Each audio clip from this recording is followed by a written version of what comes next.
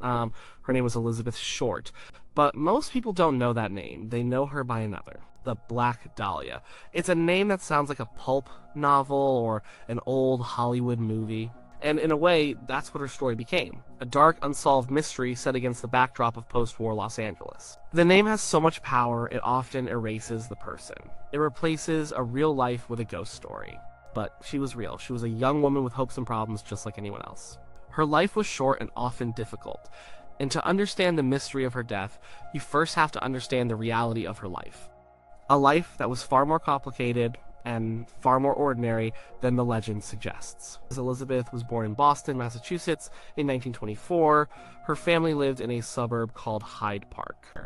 She was the third of 5 daughters. Her father was Cleo Short. He built miniature golf courses. For a little while, his business did well, the family had some money, but then the Great Depression hit in 1929. The stock market crashed, and Cleo's business fell apart.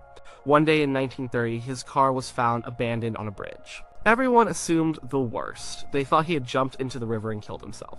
It was a story that happened a lot back then. Men who lost everything, who couldn't face their families. So his wife Phoebe was left to raise 5 girls on her own. It was a hard life.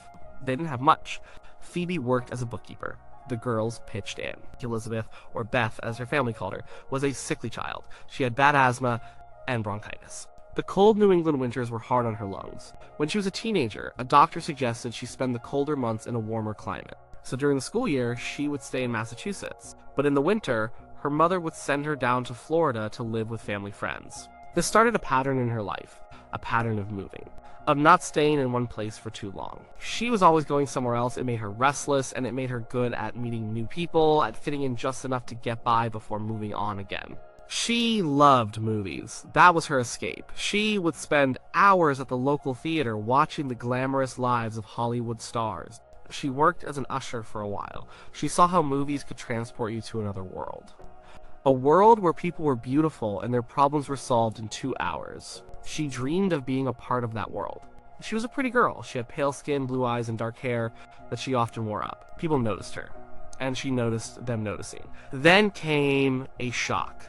About 10 years after he disappeared, her father wrote a letter to her mother. He was alive. He hadn't jumped off that bridge. He had just left. He had run away from his debts and his responsibilities and started a new life in California. He wrote because he was ready to see his children again. For Elizabeth, this was a huge moment. California, that was where the movies were. That was where her dream was, and now her father was there. At 19 years old, she decided to go.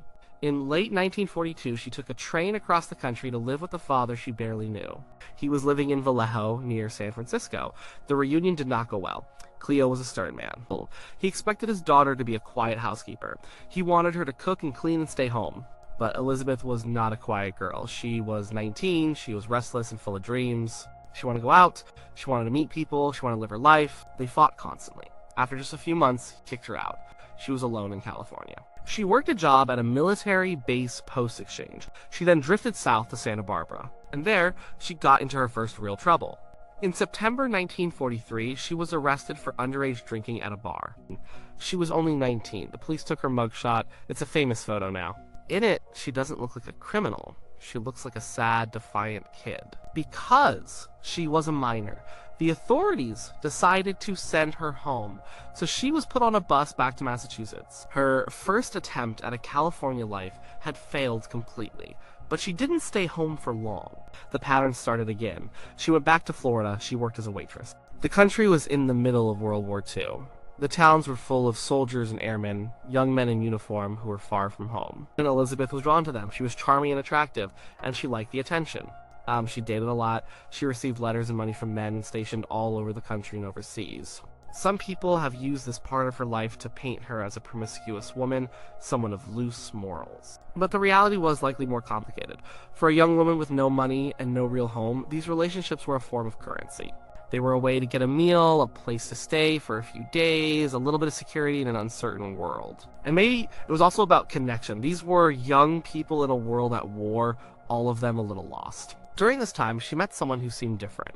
His name was Major Matthew Gordon Jr. He was an Army Air Forces pilot, a decorated war hero. He was handsome and brave. According to Elizabeth, they fell in love. She told her friends they were engaged to be married. He was stationed in India fighting in the war. She waited for him. She carried his picture. This seemed like her chance at a real life, a stable life, a life with a home and a husband she admired. But that dream died too. In August 1945, just days before the war officially ended, Matt Gordon's plane crashed in India. He was killed. Elizabeth received a telegram with the news. Her friend said she was devastated. The one solid thing in her wandering life had been taken from her. The man who was supposed to be her future was gone. After his death, she seemed to drift even more. She spent time in Chicago, and then, in the summer of 1946, she decided to try California again. This was the final chapter of her life. She was 22 years old. Los Angeles in 1946 was a city bursting with energy and people. The war was over, soldiers were coming home, everyone was trying to make a new start. Hollywood was the center of it all, a beacon of glamour and success, but for every person who made it, there were thousands who didn't. As Elizabeth Short was one of the thousands. The legend of the Black Dahlia paints her as a Hollywood starlet, an aspiring actress on the verge of her big break. That wasn't true. She had no acting credits, she had no agent, she never even had a screen test. She was one of many pretty girls who came to the city with a vague hope of being discovered. But she didn't seem to pursue it with any real drive. Her dream was real, but her plan was not. Her life in Los Angeles was a continuation of her life everywhere else. She was transient. She moved constantly, she stayed in cheap hotels, rooming houses, and apartments. She often relied on other people, mostly men she met, to get by. She'd meet a man, he'd be charmed by her, and he might offer her a place to stay for a while or buy her meals. When that situation ended, she would find another. She created a persona for herself. She dressed in black, tailored suits. She often wore a flower in her dark hair. She was striking. This is where the nickname Black Dahlia is said to have come from. At the time, a popular movie called The Blue Dahlia was in theaters. Some people say that the regulars at a drugstore she frequented started calling her the Black Dahlia as a play on the movie title and her dark clothing. It was just a local nickname. It only became famous after her death. She told people stories. She said she was married to a pilot who died in the war. That part was based in truth. But she also told people she had a baby who died. That part was not true. An autopsy later revealed a strange detail about her. She had a condition called infantile genitalia, meaning her reproductive organs were underdeveloped. She likely never could have had children, and she may have never even had a normal sexual relationship. This medical fact stands in stark contrast to the lurid, hypersexualized image of her created by the press after she died. Why did she tell these stories? Maybe for sympathy, maybe to keep men at a distance. If she presented herself as a grieving widow and mother, perhaps men would be less likely to expect things from her. It was a shield, a way to navigate a world where men often wanted something in return for their help. In the last few months of her life, her movements became even more frantic. She was in and out of Los Angeles. In December 1946, she went down to San Diego. She was staying with a woman named Dorothy French, but the arrangement didn't last. On January 8, 1947, Dorothy asked her to leave. Elizabeth called a man she had been seeing casually, a traveling salesman named Robert Red Manley. He was married, and their relationship seemed to be one of convenience. Manley drove from Los Angeles to San Diego to pick her up. She told him she needed to go back to LA to meet her sister, who was supposedly coming to visit from Boston. This was another one of her stories. Her sister was not coming. They drove back to Los Angeles on January 9th. She told Manley she wanted to be dropped off at the Biltmore Hotel downtown. She said she was meeting her sister in the lobby. Manley dropped her off around 6:30 in the evening. He saw her walk into the Grand Hotel lobby. He was the last person known to have seen Elizabeth Short alive. What happened next is a complete mystery. This is the missing week. From the evening of January 9th to the morning of January 15th, her whereabouts are unknown. There are no credible sightings. No one knows where she went, who she was with, or what she did. She vanished into the city. Then, on the morning of January 15th, 1947, a woman named Betty Bersinger was walking with her 3-year-old daughter in a quiet, residential neighborhood called Leimert Park. It was a vacant lot, overgrown with weeds. At first, she thought she saw a discarded store mannequin lying in the grass. But as she got closer, she realized it was a human body. What she found was horrific. It was the body of Elizabeth Short. She was naked. Her body had been cut in half at the waist with surgical precision. The two pieces were posed, placed about a foot apart. Her arms were raised above her head. There was no blood at the scene, which meant she had been killed somewhere else, and her body completely drained of blood before being brought to the lot. The killer had also washed her body, but the most brutal part was her face. The killer had used a knife to slice her mouth from ear to ear, creating a grotesque, fixed smile. It's known as a Glasgow smile. The brutality of it was shocking. It wasn't just a murder. It was a mutilation, it was a statement. The police arrived, and soon, so did the press. The murder of this unknown young woman became an instant sensation. The newspapers of the day were in a fierce competition. William Randolph Hearst's Los Angeles Examiner and Norman Chandler's Los Angeles Times battled for every lurid detail. They were the ones who found her nickname. They called her the Black Dahlia. And that name, printed in huge headlines, is what made the case explode. The story had everything: a beautiful victim, a gruesome murder, and the glamour of Hollywood. The press was relentless. They got their hands on Elizabeth's personal belongings, which she had checked in a suitcase at a bus station. They published her letters, they printed photos of her, they created a narrative. They portrayed her as a flighty man, crazy party girl who drifted through the dark underbelly of Hollywood. They hinted she was a prostitute, an escort, a woman who got what she deserved. They sold a lot of newspapers, but they also destroyed her reputation and buried the truth of who she was under a mountain of lies and speculation. The police investigation was one of the largest in the city's history. They interviewed hundreds of people. Dozens of men, and even a few women, confessed to the crime. Every single confession turned out to be false. They were from people who were mentally ill, or drunks, or simply desperate for attention. The police had to waste precious time vetting these false leads. The killer was clever. They left no clues at the scene, no fingerprints, no murder weapon, no fibers. The way the body was dissected suggests that the killer might have had medical knowledge, like a doctor or a butcher. The investigation fanned out in all directions. They looked at men she had dated. They looked at medical students, they looked at jilted lovers, they looked at everyone.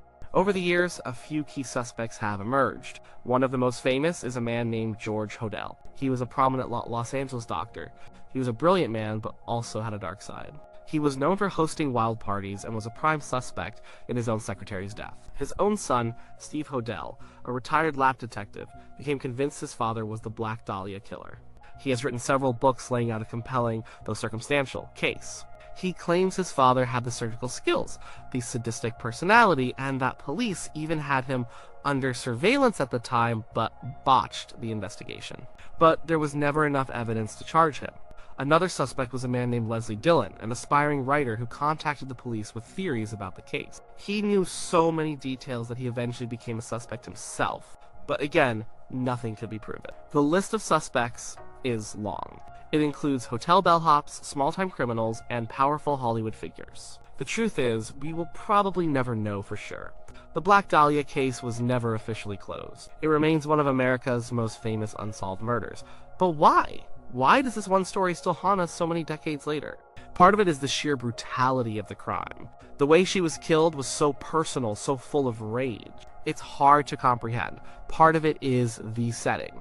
Hollywood has always been a place of dreams and nightmares, and her story is the ultimate Hollywood nightmare. And part of it is the mystery, the missing week, the lack of clues, the fact that the killer got away with it. An unsolved case leaves a void, and people rush to fill that void with their own theories and fears. The Black Dahlia became a blank screen onto which people could project anything they wanted. But the real tragedy is that in all this speculation, we lost the person. Elizabeth Short. She wasn't a femme fatale from a film noir. She wasn't a mythical creature of the night. She was a young woman who grew up poor during the Depression, a girl whose father abandoned her, a teenager with asthma who loved the movies, a young woman who fell in love with a soldier who died in the war. She was flawed. She was naive. She told lies to protect herself. She drifted because she had no anchor. She was searching for something she never found. A home. Security. Love. A place to belong. She came to Hollywood looking for a dream, but she found a city that was indifferent to her, a city that would only make her famous after it had allowed her to be destroyed. Her life was not a cautionary tale about the dangers of being a bad girl. It's a story about a young woman trying to survive in a world that offered her very few good options. It's about how quickly a person can be turned into a caricature, a headline, a ghost. The monster who killed her took her life, but the media frenzy and the passing decades took her identity. They replaced the real complicated Elizabeth Short with the simple, spooky legend of the Black Dahlia. And that was a second kind of death. The real mystery isn't just who killed her, but who she really was. And that's a question we can try to answer by looking past the legend and seeing the person. just a girl named Beth.